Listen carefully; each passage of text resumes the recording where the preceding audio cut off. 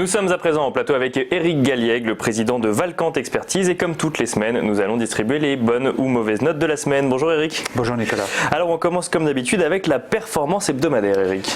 Performance très stable, très limitée. On fait un peu du surplace avec moins 0,2% sur le CAC 40, c'est quasiment nul, plus 0,5% sur le S&P 500, donc c'est des chiffres très proches de zéro, donc c'est une stabilisation sur les sommets de l'année ou les sommets historiques, les plus hauts historiques pour les États-Unis.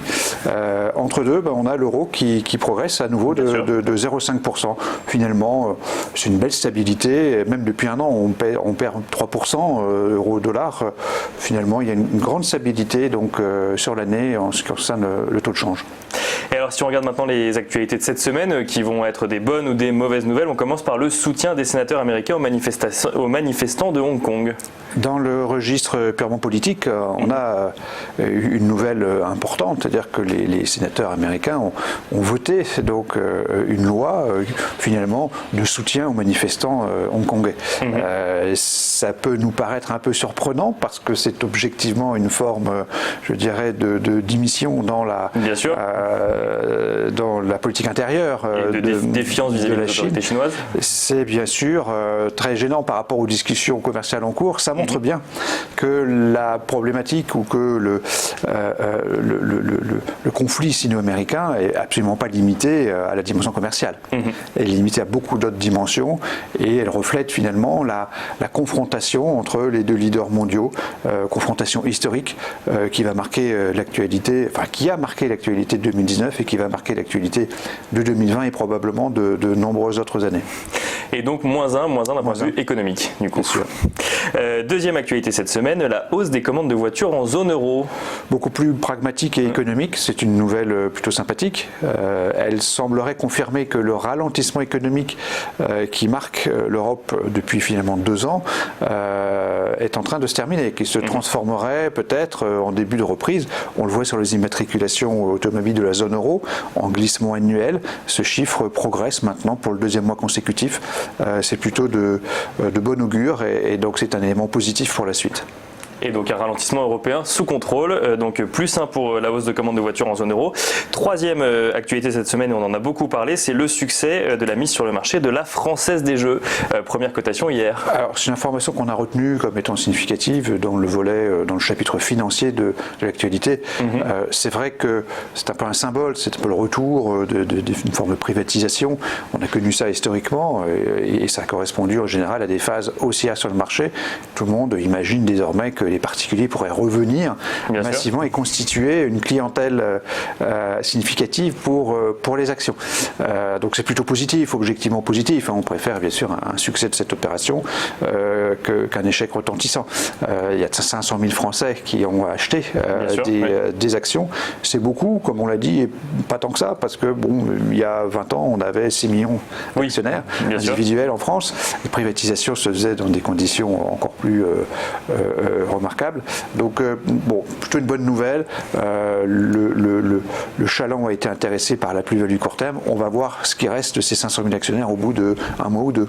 Et surtout, c'est une privatisation réussie pour l'État français qui, du coup, voit les autres de manière peut-être un petit peu plus optimiste. Tout à fait. Et alors, dernière actualité qu'on a suivie cette semaine, c'est le rapport de la BCE sur la stabilité financière. Toujours dans le volet financier, c'est cette mise au point, en quelque sorte, de la BCE qui, dans son rapport périodique sur la stabilité financière, évoque les sujets qui fâchent.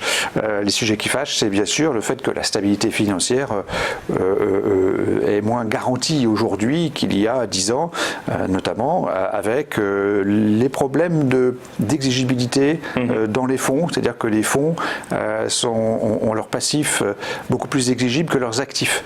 Ça signifie que les demandes de remboursement peuvent être immédiates, au jour le jour, alors que la réalisation des actifs financiers qu'ils détiennent peut prendre beaucoup plus de temps.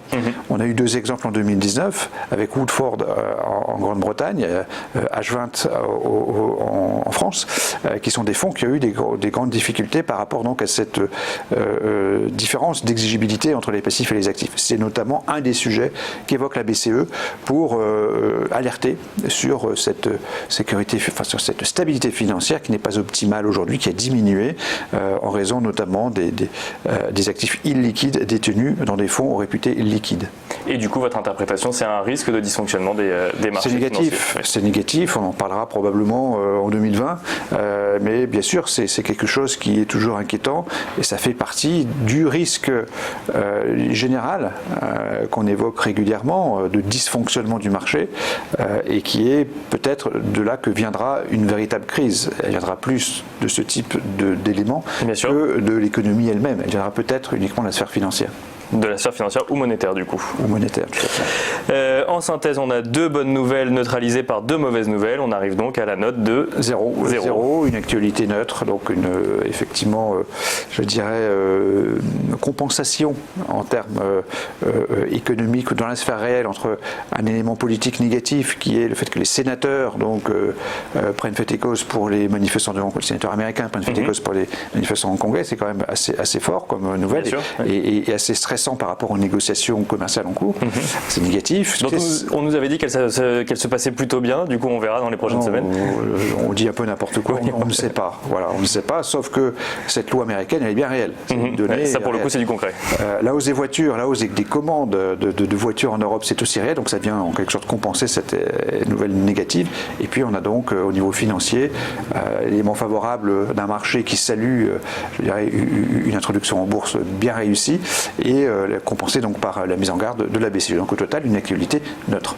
Et alors, dans ce contexte, quelles recommandations d'investissement de Valcant Expertise? Pour être cohérent avec nos recommandations antérieures, nous sommes toujours prudents sur les marchés, on le dit, malgré donc effectivement la sortie par le haut que l'on vit depuis quelques semaines. Dans le cadre de nos réflexions profondes, approfondies de fin d'année sur le scénario de marché, on envisage un retour sur les marchés d'actions si on assiste à une correction de minimum 5% qui nous permettrait de éventuellement revenir sur les actions. Mais aujourd'hui, nous sommes plutôt toujours prudents. Merci beaucoup Eric Galliègue pour cette analyse. Eric, je rappelle que vous êtes président de Valcant Expertise.